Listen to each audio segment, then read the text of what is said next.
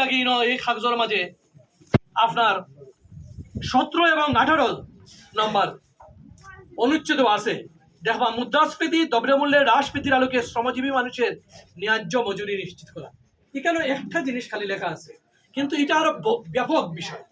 শ্রমজীবী মানুষের আমরা ন্যায্য মজুরি কিভাবে নিশ্চিত করব, যে জায়গাত কাজ নাই সেই জায়গাত কর্মসংস্থান কিভাবে সৃষ্টি করব, যে জায়গাত মানুষের কাজ হারাইছে তারা আমরা কাজের ব্যবস্থা কিভাবে করব, সেই সব জিনিস এই 17 নম্বরও ব্যাপকভাবে বিস্তৃতভাবে আলোচনা আছে। এটা ছোট্ট কাগজ, এর লাগে আলোচনা সব জিনিসই কারো নাই, কিন্তু এটা ব্যাপকভাবে আলোচিত আছে। পাশাপাশি 18 নম্বর অনুচ্ছেদ দৌকা, এটাও আপনার এই এলাকার লোকে রিলেটেড। প্রাকৃতিক সম্পদ আহরণ এবং নবায়নযোগ্য ও মিশ্র জ্বালানি ব্যবহারে অগ্রাধিকার দিয়ে বিদ্যুৎ, জ্বালানি এবং খনিজ খাত আধুনিকায়ন, এই যে মিনারেল সেক্টর, খনিজ খাত, এই এলাকার এই যে পাথর এবং বালুর দীর্ঘ বৎসর আপনার সেই দাদার আমল থাকি, বাফর আমল থাকি বা এরও আগ থাকি কেন মানুষজন কর্মসংস্থান সৃষ্টি হয়েছে মানুষের। আজকে লক্ষ লক্ষ শ্রমিকর পেটো লাথি দিয়া কোনো কারণ ব্যতিরিকে নির্দিষ্ট কারণ থাকতে হইব। আমরা অবশ্যই একটু আগে আমি দেখছিলাম পান্তমাই গ্রামও গেছিলাম, আমি পান্তমাই সেই নয়নাবিরাম সৌন্দর্য দেখলাম, কিন্তু অপরদিকে দেখলাম বালু তোলার যে মহোৎসব, রাস্তা ভাঙ্গি যায়। সারা বাংলাদেশের মাঝে পান্তমাই গ্রামটা একটা সৌন্দর্য নিদর্শন, সবে জানে। এই জায়গায় বালু তুলিয়া অবৈধভাবে লুটপাট হয়। সকল ধরনের অবৈধ লুটপাট যেভাবে বন্ধ করতে হইব, আবার সিস্টেমেটিক্যালি আমরা বালু উত্তোলনিত করতে হইব। কেন উত্তোলিত করতে হইব? এই বালু যদি উত্তোলন না করতে পারি, আমি ইতিমধ্যে জেলা প্রশাসকের লগে প্রশাসনের কোনো লোকজন যদি এখানে তা হয়, অবশ্যই আমরা যেন যাই প্রশাসনের লোক সাদা পোশাকে তা হোক আর যেভাবে তা হোক আর শুনবার লাগে তা হয়।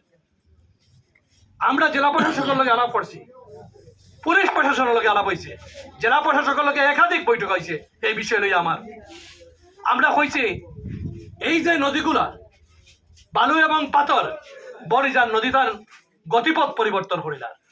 গতিপথ পরিবর্তন করার কারণে এখানে পরিবেশের ভারসাম্য নষ্ট করে এই এলাকার, এতে এই এলাকার মানুষ ক্ষতিগ্রস্ত হইব।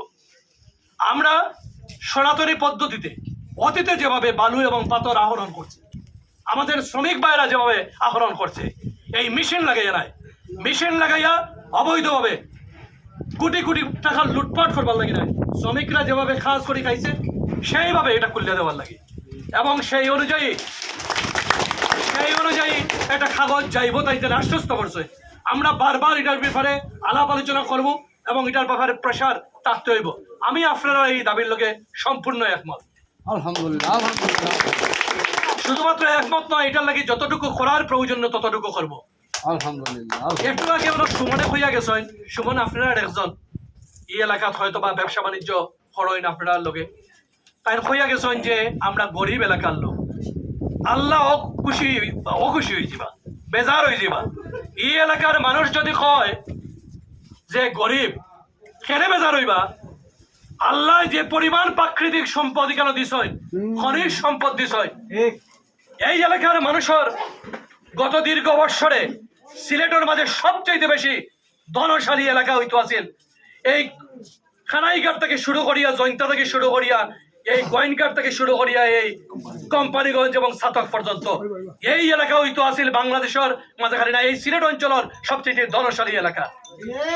আল্লাহ আমরা দিছই, কিন্তু আমরা সেই জিনিসটা কাজে লাগাইতে পারছি না। আমরা এই